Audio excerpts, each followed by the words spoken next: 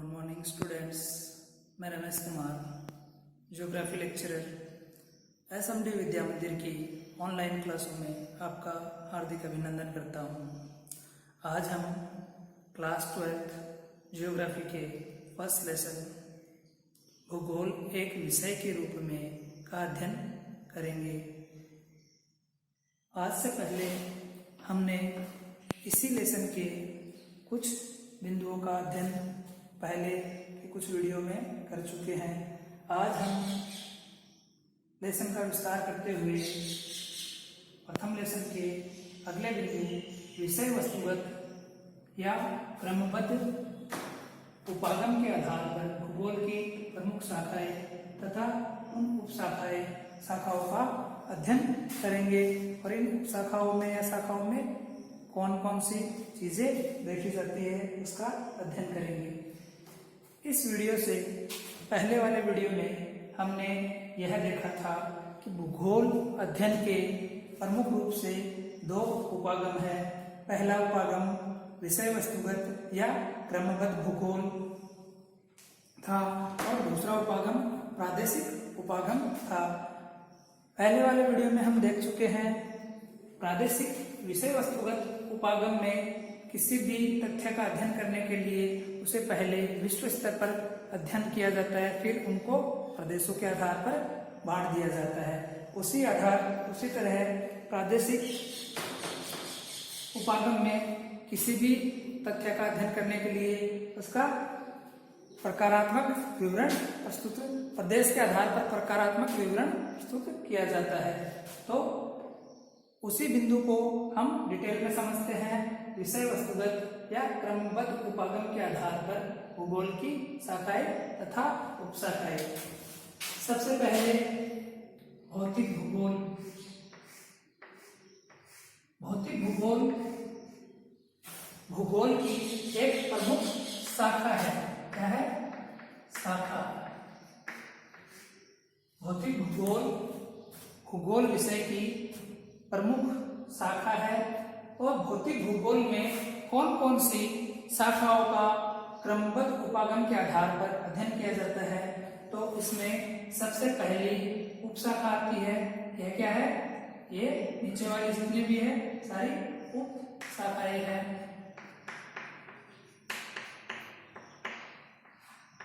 उपशाखाएं हैं ये सारी, ठीक है। तो भौतिक भूगोल यह प्रमुख रूप से शाखा है भूगोल की। इसकी प्रथम उपशाखा क्रमबद्ध उपागम के आधार पर जब अध्ययन करते हैं तो उसके अकॉर्डिंग भौतिक भूगोल की प्रथम उपशाखा है भू आकृतिक विज्ञान। भू आकृतिक विज्ञान। भू आकृतिक विज्ञान में क्या किया जाता है? यह जो भू का आकृतिक विज्ञान है यह पृथ्वी पर जितनी भी भू आकृतियां हैं, पृथ्वी पर निर्मित जितनी भी प्राकृतिक भू आकृतियां हैं, नदी, नाले, पहाड़, मैदान, जितनी भी भू आकृतियां हैं, जितने भी ऊंचावच है, उन भू आकृतियों उनके क्रम, क्योंकि अलग अलग भू आकृतियां अलग अलग काल में और अलग अलग क्रम में विकसित हुई है, तो उनके क्रम किस प्रकार से उनका विकास हुआ है, उनके विकास एवं उनके निर्माण के समय या निर्माण से संबंधित कौन कौन सी प्रक्रियाएं घटित हुई थी, उन सभी का अध्ययन कौन करता है? भू आकृतिक विज्ञान। शॉर्ट में हम यह कह सकते हैं कि भू आकृतिक विज्ञान जो है वह पृथ्वी पर निर्मित सभी प्रकार के जो उच्चावच है, सभी प्रकार की भू आकृतियां है, प्राकृतिक भू आकृतियां, वह किस प्रकार से निर्मित हुई, उनके निर्माण होने का या निर्मित होने का क्रम कौन सा रहा और निर्मित होने के बाद जो उनमें बदलाव हुए, चेंजेस हुए, उनमें जो विकास हुआ उस विकास का क्रम कौन सा था या क्रम किस प्रकार से था और इस विकास में कौन कौन सी प्रक्रियाएं जिम्मेदार थी, कौन कौन सी प्रक्रियाएं कार्य कर रही थी। इन सभी चीजों का, सभी तथ्यों का अध्ययन हम किसमें करते हैं? भौतिक भूगोल की एक उपशाखा भू आकृतिक विज्ञान में। अब हम चलते हैं दूसरी उपशाखा की तरफ। जलवायु विज्ञान, यहाँ पर नाम के अकॉर्डिंग ही जलवायु शब्द है, उसी के आधार पर शब्द के अनुसार ही इस उपशाखा का कार्य है। इसके अंतर्गत जलवायु विज्ञान के अंतर्गत हम वायुमंडल की संरचना, सबसे इंपॉर्टेंट है वायुमंडल की संरचना किस प्रकार से हुई है, कौन कौन सी गैसें मिलकर पृथ्वी पर वायुमंडल की संरचना करते हैं, केवल पृथ्वी ग्रह पर ही जीवन क्यों है, उसका कारण है वायुमंडल। तो वायुमंडल है तो वायुमंडल पृथ्वी ग्रह पर ही क्यों पाया जाता है, अन्य ग्रहों पर क्यों नहीं पाया जाता, और इस वायुमंडल के बनने में किन किन चीजों का, किन किन तथ्यों का की प्रमुख भूमिका है, यह हम जलवायु विज्ञान के अंतर्गत समझते हैं। तो जलवायु विज्ञान के अंतर्गत हम सबसे पहले वायुमंडल की संरचना का अध्ययन करते हैं कि वायुमंडल किस प्रकार से निर्मित हुआ है। दूसरा तथ्य इसमें अध्ययन किया जाता है मौसम, वर्तमान में मौसम कैसा है, आने वाले समय में मौसम कैसा रहेगा, आंधी आएंगे, तूफान आएंगे, इनका हम जो पूर्वानुमान है वह पूर्वानुमान जो लगाया जाता है वह इसी जलवायु विज्ञान के अंतर्गत लगाया जाता है। दूसरा शब्द है, दूसरा बिंदु है जलवायु। किसी स्थान विशेष की जो जलवायु होती है वो जलवायु का अध्ययन भी जलवायु विज्ञान के अंतर्गत किया जाता है। क्या जलवायु के प्रमुख तत्व, जलवायु के कौन कौन से तत्व है, उन तत्वों का अध्ययन किया जाता है। जलवायु के प्रकार कौन कौन से हैं, जैसे उष्णकटिबंधीय जलवायु, शीतोष्ण कटिबंधीय जलवायु, ग्रीष्म कटिबंधीय जलवायु या ताप कटिबंधीय जलवायु। तो उस तरह से अलग अलग जो कटिबंध है, अलग अलग प्रकार के जो जलवायु है, उस जलवायु का अध्ययन भी इसी जलवायु विज्ञान के अंतर्गत किया जाता है। इसी के साथ मुख्य रूप से जलवायु के प्रमुख प्रदेश, किस किस प्रदेश में, किस अक्षांश और किस देशांतर पर किस प्रकार की जलवायु पाई जाती है। जैसे निम्न अक्षांश है, विषुवरेखीय क्षेत्र है, वहां पर उष्णकटिबंधीय जलवायु प्रदेश पाए जाते हैं। उससे ऊपर है शीतोष्ण कटिबंधीय जलवायु है, शीत कटिबंधीय जलवायु है। तो जो जलवायु के प्रदेश है, प्रदेशों का अक्षांश और देशांतरों के आधार पर निर्धारण करके उनका अध्ययन करने का कार्य कौन करता है, जलवायु विज्ञान। शॉर्ट में हम यह कह सकते हैं जलवायु विज्ञान जो है वायुमंडल की संरचना, मौसम, जलवायु के तत्व, जलवायु के प्रकार और जलवायु के जो प्रदेश होते हैं उन प्रदेशों का अध्ययन जलवायु विज्ञान के अंतर्गत किया जाता है। अब यहाँ पर आप कंफ्यूज हो तो एक तत्व है, एक शब्द है मौसम और दूसरा शब्द है जलवायु। मौसम और जलवायु में अंतर क्या होता है, मौसम और जलवायु में अंतर क्या होता है। किसी भी स्थान विशेष की क्षणिक, किसी भी स्थान विशेष की जो क्षणिक मौसमी दशाएं होती है, जैसे वर्षा होना, गर्मी पड़ना, सर्दी पड़ना, जो होती है क्षणिक दशाएं होती है, वह तो मौसम कहलाती है।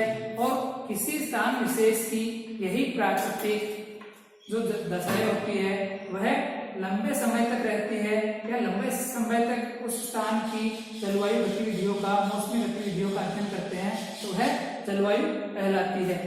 मौसम जो होता है वो कुछ दिन, कुछ घंटे तक, कुछ दिनों तक या कुछ महीनों तक हो सकता है, लेकिन जलवायु जो होती है किसी स्थान विशेष के कम से कम 25 वर्षों के मौसम का औसत जो होता है वह जलवायु के अंतर्गत शामिल किया जाता है। ठीक है। तीसरी उपशाखा है जल विज्ञान। जल विज्ञान में क्या अध्ययन किया जाता है, क्या देखा जाता है।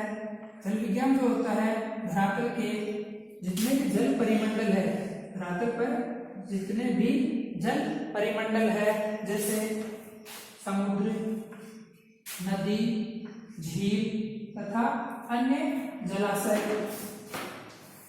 समुद्र जल विज्ञान के अंतर्गत पृथ्वी पर जितने भी जल परिमंडल है उनमें जैसे समुद्र है, नदी है, झील है तथा अन्य प्रकार के जो जलाशय है, उन सभी जलाशयों या उनसे जलाशय सम्मिलित है, उन सभी के द्वारा मानव के जीवन पर मानव के जीवन पर तथा अन्य जीवों पर इन जल परिमंडलों का क्या प्रभाव पड़ता है, और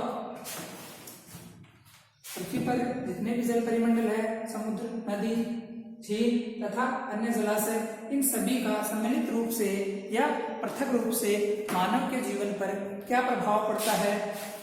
मानव के जीवन के साथ साथ वहां पर रहने वाले या पृथ्वी की धरातल पर रहने वाले जीवों पर इन जल परिमंडल का क्या प्रभाव पड़ता है, और मानव और उन जीवों का इन जल परिमंडलों पर क्या प्रभाव पड़ रहा है। इन सभी बातों का अध्ययन हम किसमें करते हैं, भौतिक भूगोल की एक उपशाखा जल विज्ञान के अंतर्गत करते हैं। चौथी उपशाखा है, चौथी उपशाखा है मृदा भूगोल। मृदा भूगोल नाम से ही ज्ञात होता है, यह मिट्टी का अध्ययन करता है। यह मिट्टी निर्माण की प्रक्रियाओं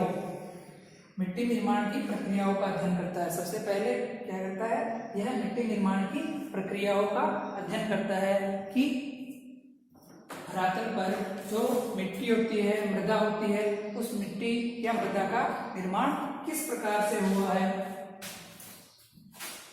मिट्टी के निर्माण में कौन कौन से चट्टानें, कौन कौन से तत्व शामिल है, और किन प्राकृतिक प्रक्रियाओं या प्रक्रमों द्वारा मिट्टी का निर्माण हुआ है, उसका अध्ययन इस मृदा विज्ञान में किया जाता है। उसके अलावा मिट्टी के प्रकारों का अध्ययन भी इसी के अंतर्गत किया जाता है। जैसे मिट्टी के अलग अलग प्रकार होते हैं, जलोढ़ मिट्टी है, जलोढ़ मृदा है, लवणीय मृदा है, लाल मिट्टी है, काली मिट्टी है, कपासी मिट्टी है, बांगर मिट्टी है, खादर मिट्टी है। तो यह जो मिट्टी के प्रकार है, उन अलग अलग मिट्टी के प्रकारों का अध्ययन करता है, और उनके अलग अलग प्रकार, उनमें विभिन्नताएं क्यों है, उसका अध्ययन इसके अंतर्गत किया जाता है। अलग अलग जो मिट्टी के प्रकार है, उन अलग अलग मिट्टी के प्रकारों का उत्पादक स्तर क्या है, कौन सी मिट्टी किस फसल के लिए उत्पादकता बढ़ाती है और किसी के लिए घटाती है। तो मिट्टी के उत्पादकता स्तर का अध्ययन मृदा भूगोल के अंतर्गत किया जाता है। यह अलग अलग प्रकार की मिट्टियां विश्व के किन किन क्षेत्रों में वितरित है, इस वितरण का अध्ययन मृदा भूगोल के अंतर्गत किया जाता है। एवं इन मिट्टियों का विशेष रूप से क्या क्या उपयोग है। उपयोग से तात्पर्य ये है, अगर कोई किसी किसान को कपास की अच्छी फसल प्राप्त करनी है तो उसके लिए उसे काली मिट्टी का उपयोग करना पड़ेगा। काली मिट्टी का उपयोग करने से तात्पर्य ये है कि काली मिट्टी के क्षेत्र में अगर कपास की खेती की जाएगी तो वहां पर कपास का अच्छा खासा उत्पादन होगा। आदि के अध्ययन से संबंधित है। तो हम शॉर्ट में कह सकते हैं, मृदा भूगोल जो है मिट्टी के विभिन्न प्रकार, मिट्टी की निर्माण की प्रक्रियाओं और मिट्टी के उनका उत्पादक स्तर है, उनका वितरण है, उनका उपयोग है, इन सभी तथ्यों का अध्ययन इसके अंतर्गत किया जाता है, मृदा भूगोल के अंतर्गत किया जाता है। धन्यवाद। आज के वीडियो में बस इतना ही। हम इसी अध्याय के अगले बिंदु पर अगले वीडियो में चर्चा करेंगे। धन्यवाद।